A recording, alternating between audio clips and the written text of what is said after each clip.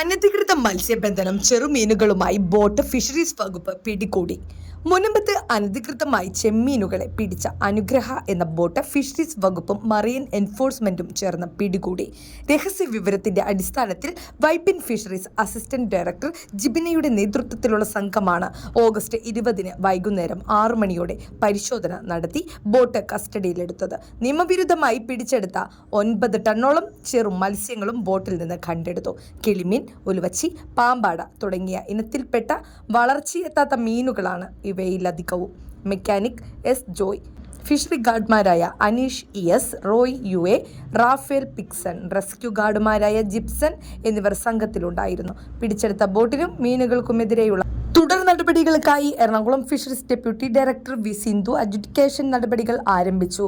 വരും ദിവസങ്ങളിലും അനധികൃത മത്സ്യബന്ധനത്തിനെതിരെ പരിശോധന ശക്തമാക്കുമെന്ന് ഫിഷറീസ് അധികൃതർ അറിയിച്ചു. ന്യൂസ് ഡെസ്ക്, നാട്ടുവാർത്ത, മുനമ്പം.